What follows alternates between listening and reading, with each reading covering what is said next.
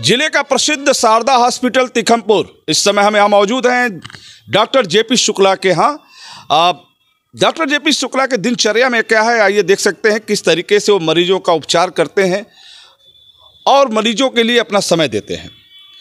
तो वक्त की बात है, आज से 18 साल पहले डॉक्टर जेपी शुक्ला एक पहचान के नाम पर आज भी जाने जाते हैं। 18 साल पहले उन्होंने प्रैक्टिस शुरू की शारदा हॉस्पिटल से, आज वो हमारे बीच में है। ख़ास तौर पे बताएंगे कि बलिया में मेडिकल के क्षेत्र में क्या इन्होंने किया है और क्या करने जा रहे हैं। और वैसे सरकारी महकमा की बात करें तो सरकार को क्या करना चाहिए इस क्षेत्र में, इस चीज़ों पे बात करेंगे। जी डॉक्टर साहब कैसे हैं सर? बस आपकी दुआ है जी। डॉक्टर साहब बड़ा हरा भरा लग रहा है, बड़ा अच्छा आपने इसको बनाया है, क्या सोच रहा है इसको बनाने के पीछे? मैं आपको एक छोटी सी घटना बताऊं कि जब हिंदू विश्वविद्यालय वाराणसी को जब स्थापना की जाने लगी तो मदन मोहन मालवीय जी से पूछा गया कि आप कैसा विश्वविद्यालय बनाना चाहते हैं। तो उन्होंने कहा कि भाई देखो, मैं इंजीनियर तो हूँ नहीं, लेकिन कोई विश्वविद्यालय में प्रवेश करे तो उसे ऐसा लगना चाहिए कि वो भारत में आया है। नंबर एक, भारतीयता, राष्ट्रीयता, और एक और शब्द है, शायद कहना उचित है या नहीं, हिंदुत्व। ये विश्वविद्यालय की हर ईंट पर दिखाई देना चाहिए और महसूस होना चाहिए। कहीं ना कहीं से उससे मैं भी प्रेरित था। हॉस्पिटल में लोग आते हैं, ठीक है, कष्ट व्याधि ये तो लेकर के आते ही हैं, लेकिन जब हॉस्पिटल में जब आते हैं और जो भी जिनकी जिसके प्रति आस्था है उसके सामने वो जब जाके नतमस्तक होते हैं तो कहीं ना कहीं से उनको एक मानसिक राहत भी मिलती है। आप यहाँ देखेंगे इस पार्क में, मैं स्वयं एक ब्राह्मण हूँ, हिंदू हूँ, लेकिन अगर आप आगे बढ़ेंगे तो इस पार्क में आपको मस्जिद का एक प्रारूप भी मिल जाएगा। इसी में आगे बढ़ते हैं इसी में। और आपको क्रिश्चियन धर्म का भी एक ठो प्रारूप आपको मिल जाएगा, इसलिए कि हॉस्पिटल हिंदू मुस्लिम सिख ईसाई से बिल्कुल अलग होता है। बिल्कुल, वो तो मानवता का एक कहीं ना कहीं से। तो जैसे हमारे शंकर जी हैं, ये हमारा हवन कुंड है जी, हनुमान जी हैं, दुर्गा जी हैं, और यहाँ पर तरह तरह की मूर्तियाँ भी सब लगाई गई हैं। लेकिन इसके अंत में आप देखेंगे कि दो और जो स्थान है उसको आप विशेष रूप से फोकस कीजिएगा। 12 ज्योतिर्लिंग का प्रतिरूप, 12 ज्योतिर्लिंग का प्रतिरूप है इसमें। और ये हमारे लिए तो ये है, लेकिन हमारे यहाँ जो भी देखिए, एक कहावत है कि भगवान न करे हॉस्पिटल जाना पड़े, भगवान न करे थाने में जाना पड़े, भगवान न करे कचहरी में जाना पड़े। लेकिन इस कंसेप्ट को हमने चेंज करने का प्रयास किया है। हमारे यहाँ जो लोग जाते हैं तो वे लोग, अगर उनको कोई ज़रूरत न भी है तो जैसे देखिए, तो ये लोग इन चीज़ों को देखने के लिए निश्चित रूप से एक बार आ करके और हॉस्पिटल घूम करके बिना हमसे मिले, बिना कोई काम किए वे लोग चले जाते हैं। तो यानी इस मिथक को हमने तोड़ने का प्रयास किया है। फोकस कीजिए, जैसे अभी ये तो ठीक है, यहाँ देखिए, ये भगवान शंकर का है, देख रहे हैं आप, हर तरफ मूर्तियाँ लगी हुई हैं, एक से एक खूबसूरत मूर्तियाँ हैं। ये कोई आदमी जब यहाँ पर आकर के खड़ा होता है तो थोड़ी देर के लिए वो अपनी समस्या भूल जाता है और कहीं ना कहीं इसको एक आत्मबल मिलता है। देखिए यहाँ शंकर जी हैं, मेरे वेशभूषा से लगता ही होगा कि मैं कहीं ना कहीं से एक साधक हूँ, लेकिन आप इसको भी जरूर आप फोकस करें। ये अच्छा यार, आइए आप जरूर इसको। हाँ। अच्छा डॉक्टर साहब, जैसे आपने बताया कि चारों धर्मों को यहाँ पे आपने दिया है, जैसे हिंदू मुस्लिम सिख ईसाई। मरीज ने आपने बताया कि मरीज जो है किसी, हाँ देखिए इधर भी आपने लगाया है, ईसा मसीह जी का आपने लगाया इधर। तो ये वक्त क्या हो, जिससे परिवार आते होंगे, मरीजों के भी परिवार लोग आते होंगे, तो क्या समय आप यहाँ देते हैं, क्या समय ओपीडी में देते हैं? देखिए दिनचर्या बड़ी कठिन है हमारी, और पता नहीं आप लोग आप इसको भी फोकस करते चले जाएंगे। हाँ, जी। इसमें बौद्ध धर्म का भी है, आप देख सकते हैं, भगवान बुद्ध हैं यहाँ पर। तो ये कब बना? ये तो लगता है अभी जल्द ही आपने किया क्या? तो समय से जैसे जैसे समय मिलता जाता है, जैसे जैसे पैसा आता जाता है, आदमी बनाते जाता है। इसलिए कि जैसे ये देखिए, ये रामचरितमानस के सारे पात्र हैं, बड़ा खूबसूरत है ये जो हैं आपके जामवंत जी अब लालटेन लेकर के सीता की खोज में घूम रहे हैं। ये केवट हैं, भगवान राम की प्रतीक्षा कर रहे हैं।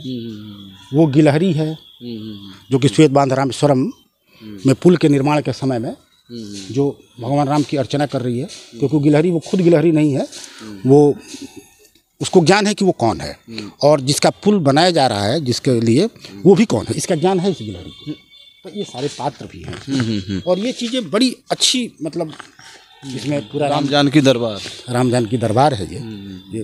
तो ये चीज़ें माने सिर्फ हिंदू मानस को नहीं, सब लोगों को मनमोह लेती है, क्योंकि बड़ी मेहनत से इन मूर्तियों को बनाया गया है, बुलाया गया है। ये देखिए हमारे इसमें राधा कृष्ण है, ये मीराबाई हैं, ये आपकी गोपिकाएं हैं जो कि कृष्ण का इंतजार कर रही हैं। वास्तव में गोपिकाएं थोड़े हैं, ये तो वर्षों वर्षों के तपस्या के बाद जो ऋषि जो उनकी मनोकामना पूरी हुई है तो होने वाली है, इसके लिए। ठीक है, अभी क्या है, जिसे आपने इस हॉस्पिटल के प्रांगण में आपने इसको बनाया है, तो आपने मंदिर भी उधर देखें, काफ़ी पुराना मंदिर दिख रहा है आपको। अरे ये हवन कुंड है सर। अच्छा, हवन कुंड है। तो कब ये कैसे आप करते हैं, क्या समय होता है? सर दिनचर्या बड़ी कठिन है और आप शायद अच्छा वो अपने हिसाब जैसे समय मिलता है आप यहाँ करते हैं? हाँ, बहुत कठिन है सर। सुबह में 5 बजे उठ जाना और 5 बजे उठ करके हल्का से हॉस्पिटल का राउंड ले करके और यहाँ आ जाना, स्नान करना और उसके बाद अपना 108 माला जाप, उसका हवन, उसका दशांश तर्पण, ये सुबह भी हो जाता है। दोपहर में रुद्राभिषेक प्रतिदिन, जब भी समय मिले मरीजों से। जब अच्छा डॉक्टर साहब ये बताइए, इतना बड़ा आपने लगाया है, दरबार सजाया है भगवान का, तो अकेले करते हैं और भी इसकी टीम है? मैं अकेला, अकेले? हाँ, तो इतना वाले लोग हैं, लेकिन पूजा पाठ अकेले मैं अकेले करता हूँ। और सर रात को फिर तो हवन डेली होता है? हाँ, प्रतिदिन मैं खुद करता हूँ। सुबह का या शाम का? शाम को 7 बजे, 7:30 बजे से लेकर के और रात को 11-12 बजे तक। इतना लंबा चलता है? मैंने एक यज्ञ सर में डेली करता हूँ। एक यज्ञ करने का मतलब होता है 108 माला जाप, उसका हवन, उसका दशांश तर्पण, रुद्राभिषेक प्रतिदिन और 500 लोगों को निःशुल्क भोजन। 500 लोगों को? तो कौन लोग होते हैं? तो हम यही हमारे बारे में कहा जाता है, हमारे हॉस्पिटल के बारे में, जो हमारे हॉस्पिटल प्रांगण में चला आता है वो भूखा नहीं रहता है। मरीज को भी भोजन मिलता है, मरीज के साथ अगर 20 परिजन हैं तो उनको भी संपूर्ण भोजन मिलता है, दूध मिलता है, फल मिलता है, जिसका वितरण मैं स्वयं अपने हाथ से करता हूँ। ये दूसरे को मैं नहीं देता हूँ क्योंकि मुझे दूसरे पर विश्वास नहीं है। इसका टाइम क्या होता है? शाम को? सुबह में जैसे दूध और फल सबको वितरित मैं स्वयं करता हूँ, दोपहर में संपूर्ण भोजन सबको और रात में संपूर्ण भोजन। डॉक्टर साहब आपके कहने मतलब 7 से 11 जो आप हवन यज्ञ करते हैं, फिर 500 मरीजों को भोजन कराते हैं, दूध वगैरह देते हैं, तो इतना बड़ा खर्च कैसे वहन करते हैं? फिर देने वाला ऊपर वाला है। ऊपर वाला लेकिन चूंकि देखिए सही है, हाँ ऊपर वाला देगा, उसके बाद भी बहुत बच जाता है। मतलब आपके कहने मतलब ये कि कोई भूखा न सोए प्रांगण में कम से कम।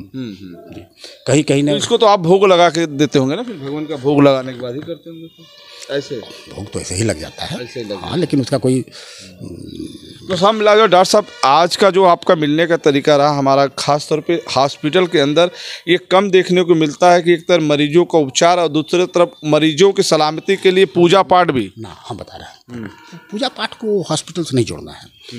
बेसिकली ये है क्या, एक थेरेपी होती है, प्लेसिबो थेरेपी।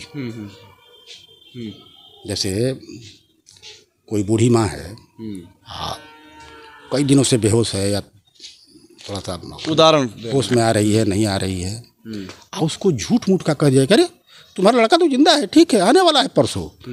उसकी माँ वहाँ सारी दवाएं फेल कर जाएगी और उसकी माँ उठ के बैठ जाएगी और वो इंतजार करने लगेगी, बल्कि चलने फिरने खाने भी लगेगी। इसको कहते हैं प्लेसिबो थेरेपी।